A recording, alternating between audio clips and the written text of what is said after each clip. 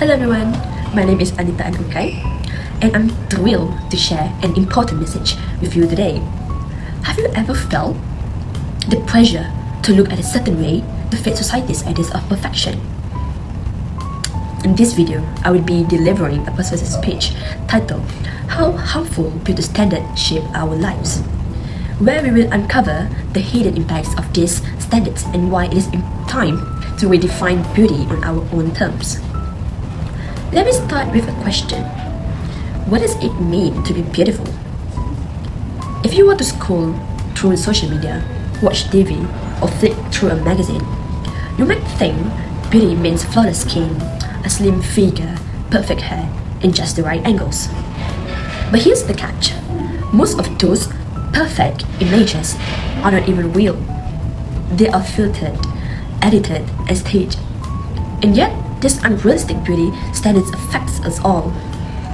Whether we realize it or not, they shape how we see ourselves and others. And often, they make us feel like we are not enough, never enough. I know this because I have felt it. As someone who's struggling with acne, thin hair, tan skin, and skinny that doesn't fit society knows our definition of beautiful. I have spent years picturing how much happier and more confident I'd be if I were just prettier. But over time, I realized something important. Chasing those beauty standards isn't the answer. So today, I want to talk about why these standards are so harmful and how they affect our mental health and what we can do to embrace the beauty that is already within us. Let's start with the obvious. Beauty standards are unfair. Studies show that people who fit conventionally beauty ideals, slim, symmetrical, and often light-skinned, are more likely to be hired, promoted, and paid more than those who don't. Meanwhile, those who don't fit this idea are often overlooked, undervalued, and judged unfairly. I have seen them with my own eyes.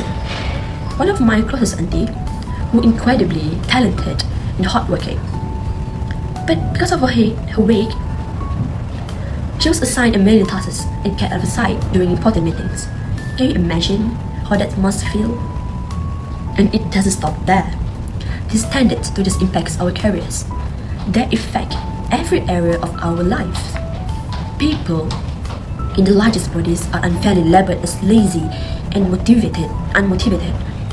Older women are seen as past their prime. People with darker skin tones being judged as less attractive because of something as natural as the melanin.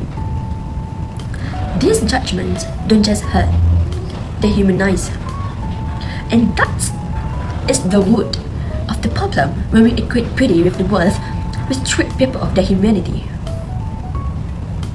Now, let's talk about a mental health impact. Unrealistic beauty standards lead to the constant comparison. Social media is filled with photos of perfect bodies and faces that are not even real. Edited until it looks effortless, flawless. But when we see those images, we compare ourselves anyway.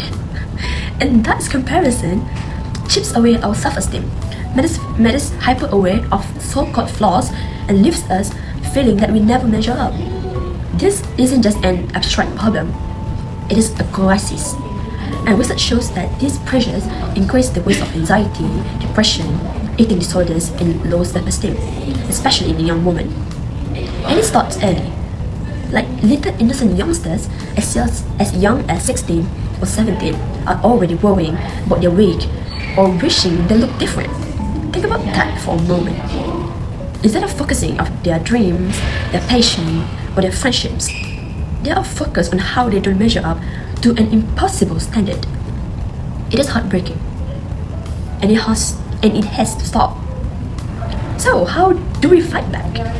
The answer lies in self-love and self-acceptance. And I know that sounds easier said than done, but hear me out. Imagine waking up tomorrow morning, looking in the mirror, and instead of picking apart your reflection, you say to yourself, I am enough, I am worthy, I deserve love and respect exactly as I am. And that is the way it starts, with a mindset shift. And I'm going to tell you a few ways we can cultivate self-love. Firstly, is positive affirmation. Every morning, take a moment to affirm your worth. Say things like, I'm beautiful just the way I am, or my value isn't defined by my appearance. It might feel silly at first, but over time, these affirmations can rewire your mindset. Secondly, self-care practices. Self-care isn't just about bubble bath or spa days. It's about taking care of yourself in everywhere. Eat nourishing foods because they fuel your body. Move in ways that feel good to you, not to punish yourself. Meditate, journal, and spend time in nature to nurture your mind and soul. Last but not least, normalize being human. Let's stop pretending that flaws make us feel less worthy.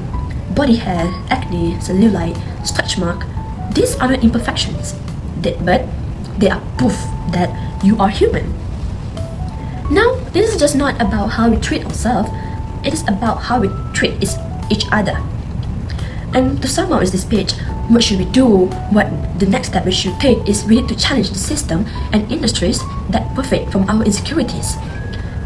The beauty industry is worth $1 billion money, much of it built on convincing us that we need to fix ourselves. We don't need fixing. And let's also demand more diversity in media. Representation matters.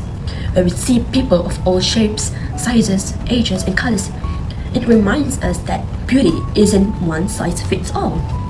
And finally, let's lift each other up, compliment someone for their kindness, their creativity, their intelligence, not just their appearance. Let's create a culture where everyone feels valued for who they are, not how they look. As Rihanna, a famous singer and a beauty influencer, once said, you are not going to be perfect. You are not going to be great at everything. But it is a learning process and you have to let it to be okay. When you embrace who truly you are, flaws and all, you radiate a light and no beauty standard can extinguish. You will attract people who love and value the real you, and you will create a life that is authentic, fulfilling, and deeply meaningful. So, let's stop chasing someone else's idea of perfection. Let's start embracing the beauty that's already within us. Thank you for me. That's all.